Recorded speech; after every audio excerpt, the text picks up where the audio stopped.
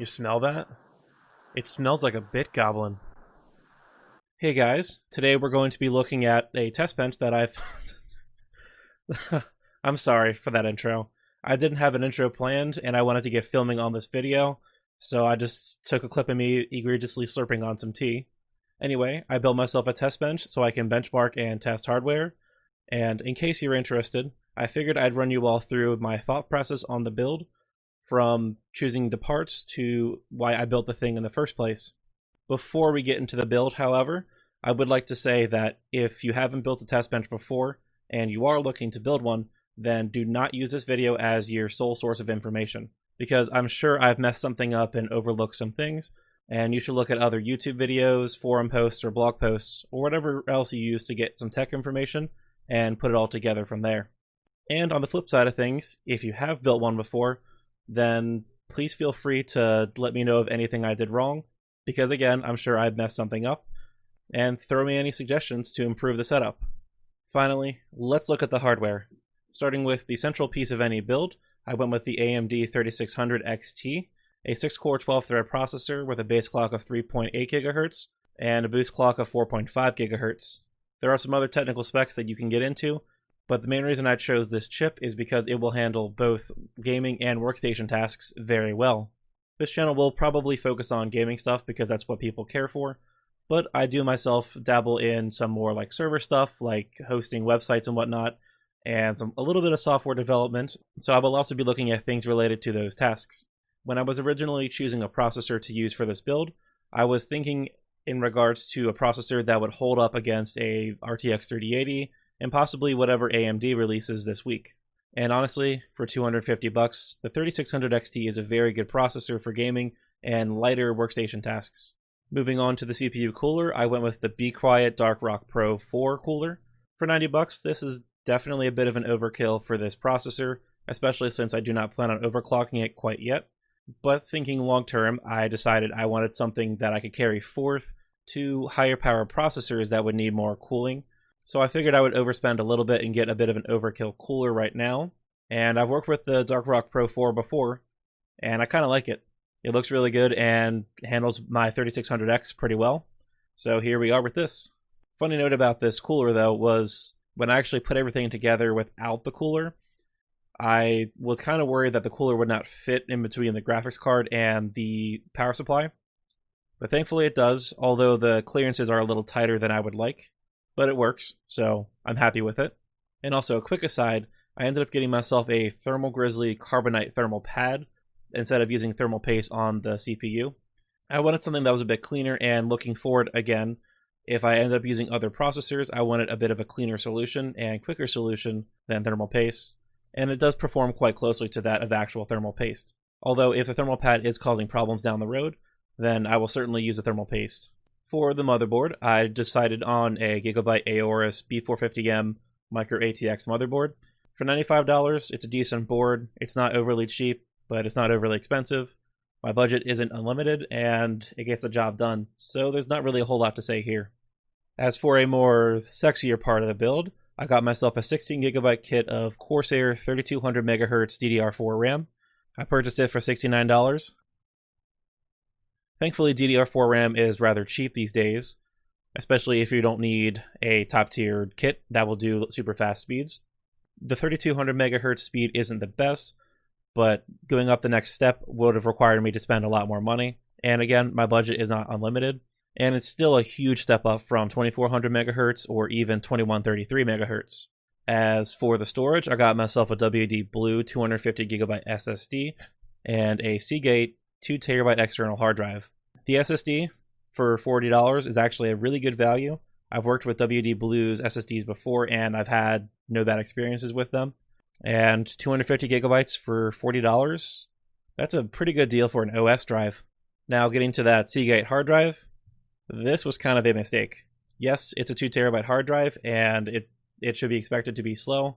And I did want something a little bit portable, but this thing is like super slow. I was expecting something at least like, say, like 20 megabytes per second, 30 megabytes per second. But when I was downloading games from Steam, I ended up maxing out at around like 6 megabytes per second. And with my home internet connection being gigabit, that's a lot slower than I should be getting. I was confused at first why I was getting those speeds, but then I checked Task Manager and look at that. The disk is sitting at 100% usage. Yeah, that's not good. I'm rolling with this for now because I have all the games installed and it works, but I definitely should have gone with something a little bit nicer than this. Now, as for the most important part of any gaming build, the graphics card, I have myself an MSI GTX 1050 2GB card. For $100, this kind of falls in that range that Linus Tech Tips would describe as manufactured e-waste, meaning that you could spend a little more, say 20 to 50 bucks, and get a much better graphics card suited for gaming, or you can hit the used market and get yourself a last-gen card that will either perform better for the same price, or it will be cheaper for the same performance. And realistically, while that might sound a little harsh for cheaper graphics cards, just $100, it's just not a good value. When I was running some benchmarks to make sure everything worked on this system, this card just wasn't that good. If you're going to build a gaming machine, you should really go for the parts that will fit best for what you're going for. And if you're going for a somewhat decent gaming experience, you should try to save up another 30, 40 bucks or so and get a graphics card that will be a lot better suited for playing games. In this case, with a 1050, if I recall correctly, the MSRP for this was 110, 115, and the next step up, the 1050 Ti was 150. So somewhere between $30 and $40 more would get you a much better graphics card, and that 1050 Ti was such a killer value for that price. Now, as for why I have this card, long story short, my little brother bought this card when he was building his computer, and he had a tight budget, and in retrospect, I should have pushed him in the direction of going with a used graphics card, but either way, he had this card, and when I upgraded to a 1070 Ti, I gave him my old 1060, and he gave me the 1050 back as like a backup or troubleshooting kind of card. As a placeholder, it does its job well, but I would definitely not buy this card new, or for that matter, any card that sits in this price range of like $80 to $120. Moving on to an important part, although it's not very flashy.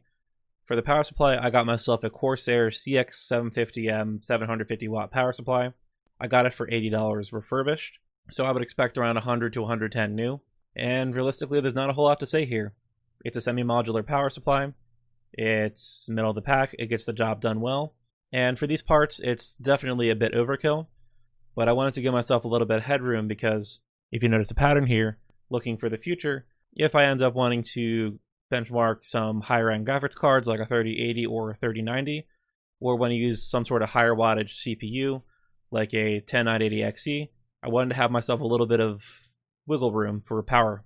And finally, the test bench. Well, the case for the test bench. I ended up going with this kind of weird branded open airframe test bench, whatever they called it. But I figured for 60 bucks, this would be a nice little DIY project to put a few pieces together. And then bam, I'd have an open frame to build a computer on. Unfortunately, I was a little bit too hopeful with that, and building the case took me around 3 to 4 hours to do. Maybe even longer now that I think of it, but it pretty much took me like an entire night to put together. And while it wasn't hard to put together, it was just extremely tedious. Now granted, I will say that I did make a few mistakes by misunderstanding instructions. Would I recommend it? Probably not, unless your budget is like really tight and you have some time to spare. Honestly, if I had another $100 or so in the budget, I probably would have sprung for a nicer test bench, like this Primo Chill one that I have on the screen right now, and probably saved myself a lot of time with building this thing, and also had something that looked a little bit nicer. So now that I've gone through all the hardware choices, and the system is actually completed and put together, I put together a video montage of the completed system. Enjoy.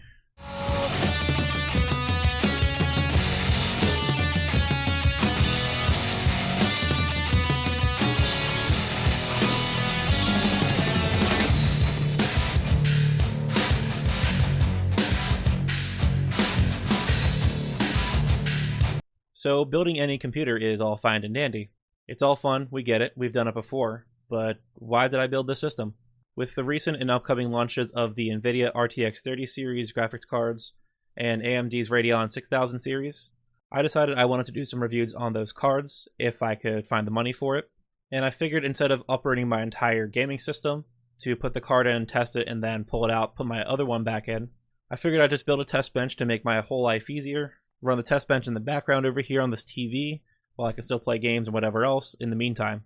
Plus, on my working system, I have things running in the background like Nextcloud and Discord, where if I forget to turn it off, it might cause some inconsistencies in the benchmarks. So I figured a completely separate and clean system would be better for benchmarks. As for why you care, yes you, the viewer, you matter too. Personally, I had a lot of fun while I was parting out and then subsequently building this machine, and I ended up learning a lot through this whole process. I really think it's great and kind of fun that we can share with each other our builds and experiences while building to learn some new ideas and perspectives on computers and whatnot. And that's why I wanted to share the experience with you all. Now, I would run through and show you all some benchmarks, but that's not the point of this video. And even if it were, realistically speaking, this graphics card is bad enough that it bottlenecks the crap out of this processor. And the only useful numbers I could show you all are ones that are primarily CPU bound, tasks like Cinebench or Firefox compile times, things like that. So yeah, no benchmarks here. That's actually going to wrap it up for this video, and I hope you enjoyed it. If you'll like the video, subscribe to the channel, watch one of the videos down below, or just do whatever it is you need to do to make yourself feel happy. Either way, I will catch you in the next one.